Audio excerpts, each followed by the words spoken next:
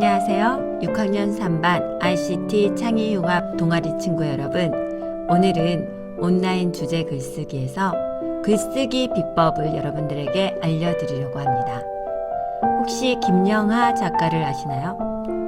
김영하 작가는 수많은 베스트셀러를 낸 작가인데요. 특히 글쓰기 비법에 대해서 많이 안내를 했습니다. 글을 쓸 수 있는 한 우리는 살아있어요. 어떤 사람이 글을 쓸 수 있다면 그는 파괴되지 않은 것입니다. 그는 살아있어요. 죽지 않은 것입니다. 그래서 글을 쓴다는 것은 한 인간을 억압하는 모든 것, 신체적, 육체적, 정신적 또는 물리적, 하여튼 권력, 모든 억압으로부터 자기를 해방시키는 것이죠. 그래서 예로부터 압제자들은 글을 쓰는 사람들을 늘 경계했습니다. 그들은 무서운 인간들이에요. 사실은 글을 쓴다는 것은 만만한 인간이 아니라는 뜻입니다. 지금 우리는 좋은 상태에 있죠. 그러니까 쓸 필요가 없을지도 몰라요. 하지만 여러분이 어딘가에 갇혀 있다면 글을 쓰기 시작할 겁니다. 글쓰기는 우리 자신으로부터도 우리를 해방시킵니다. 왜냐하면 글을 쓰는 동안에 우리가 변화하기 때문이에요. 글은 한 글자 한 글자씩 씁니다. 이게 되게 중요한 거예요. 자기의 과거라는 글을 몇 줄 쓴다는 것은요, 자기 과거라는 어두운 지하실의 문을 확 열어젖히는 것과 같은 이 효과를 갖게 됩니다. 근데 이런 어두운 지하실 왜 열어야 될까요? 안 하면 안 되나요? 이런 행위가 꼭 필요합니까? 꼭 필요할까요? 저는 꼭 필요하다고 생각합니다. 왜냐하면 글을 써나가는 동안, 아까 말씀드렸듯이 한 글자 한 글자, 한 문장 한 문장을 써나가는 동안 우리에게 변화가 생기고요, 이게 축적돼요. 그리고 글은 제 아무리 복잡한 감정이라도, 제 아무리 복잡한 심경이라도 언어의 논리가 있습니다. 말이 되게 써야 돼요. 그죠? 주어가 먼저 나오고 이렇게 순서에 따라서 문법에 맞게 써야 됩니다. 이런 논리적인 과정이 우리를 강하게 만듭니다.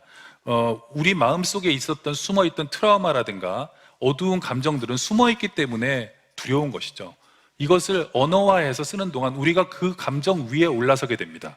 논리를 가지고서 내려보기 때문이죠. 그래서 이 과정에서 우리가 좀 더 강해지고 마음속의 어두움과 그것에 대한 막연한 공포가 힘을 잃게 됩니다. 이것이 바로 글쓰기가 가진 자기 해방의 힘입니다. 김영하 작가의 글쓰기 비법 중에서 7가지가 있는데요. 첫 번째는 바로 연애 편지 쓰듯 사랑을 담아 써라입니다. 연애는 인간을 성숙시킵니다. 글쓰기도 그렇고요. 일단 쓰면 삶은 다른 모습, 다른 옷을 입고 여러분 앞에 나타난다고 합니다. 연애 편지는 독자가 분명하고 목적이 확실한 글입니다. 오직 한 사람의 독자를 설득하고 감동시키기 위해 쓰는 글이죠. 작가는 독자의 성격, 취향, 수준을 알고 있고 더 알고자 갈망합니다. 독자에 대해 많이 알수록 분명 더 좋은 글이 나올 것입니다. 타깃이 분명한 독자가 명확하다는 것은 글쓰기에서 매우 중요하죠. 여러분들이 자신의 혼자 놀기 비법을 소개하는 글은 과연 누구에게 적을까요? 맞습니다. 우리 6학년 3반 친구들이죠? 우리의 독자는 6학년 3반 친구들입니다. 그 친구들을 좋아하고 아끼는 만큼 여러분의 비법 또한 자세하고 재미있게 나오겠죠? 두 번째 비법은 바로 오감을 표현해 써라입니다. 글을 쓴다는 것은 감정적인 행위지만 오감을 동원하면 그것은 마치 놀라운 가상현실처럼 우리에게 그때의 기억을 되살려주죠. 우리는 글을 쓸 때 눈에 보이는 것만을 표현하는 경향이 있습니다. 인간의 감각기관 중에 시각이 가장 많은 정보를 받아들이기 때문에 글을 쓸 때조차도 절대적으로 시각에 의존하는 것이죠. 하지만 시각만을 이용해 글을 쓰는 것보다 청각, 후각, 미각, 촉각을 함께 이용하면 훨씬 표현력이 풍부한 글을 쓸 수 있습니다. 말하자면 여러분들이 본 것만 쓰지 마시고요. 우리가 보고 그리고 무엇을 느꼈는지, 우리의 피부는 어떤 느낌이 들었는지, 향기나 어떤 냄새는 어떻게 나는지 자세하게 쓰면 쓸수록 글은 더 풍부해집니다. 세 번째 비법입니다. 감동, 재미, 정보를 줘라. 고대 그리스의 수학 학교에서는 좋은 연설에 세 가지가 필수적이었대요. 사람들을 감동시키든가, 웃기든가, 아니면 유용한 정보를 줘라. 굉장히 중요한 글쓰기 비법입니다. 우리는 글을 쓸 때 사람들한테 감동을 주든가, 아니면 웃기든가, 아니면 어떤 그 사람에게 굉장히 유용한 정보를 준다면 그 사람에게 좋은 글이 되겠죠. 네 번째, 서랍 속에 숨겨두고 싶은 글을 써라입니다. 글을 잘 쓴다는 것은 어린이의 마음이 되어서 자기 안에 인물을 만나는 것인데요. 그 새로운 나라는 인물을 만나 담대하게 첫 문장을 쓰는 것이 바로 글쓰기의 시작이겠죠. 내 안에 숨어있는 나도 잘 몰랐던 나 자신을 발견하는 것은 두려운 일이지만 그 두려움을 정면으로 맞이하고 자신만의 언어로 표현하는 것이 글쓰기의 첫걸음이라고 할 수 있습니다. 다섯 번째, 김영하 작가의 비법입니다. 남의 글을 평가하지 말고 내 글도 평가당하지 말라. 많은 사람들이 질책이 효과가 있다고 생각하는데 사실 그렇지 않습니다. 반대로 격려를 받을 때 대부분의 작가는 더 잘 쓰게 된다고 말을 해요. 글쓰기는 바로 타인과의 경쟁이 아니고 자신과의 투쟁이기 때문입니다. 언제나 이쯤에서 타협하고자 하는 유혹에 맞서야 하기 때문에 투쟁이라고 하는데요. 고독한 싸움을 계속하려면 쓰는 과정 자체에서 즐거움을 찾아야지만 우리가 글 쓰는 기쁨을 알게 되는 겁니다.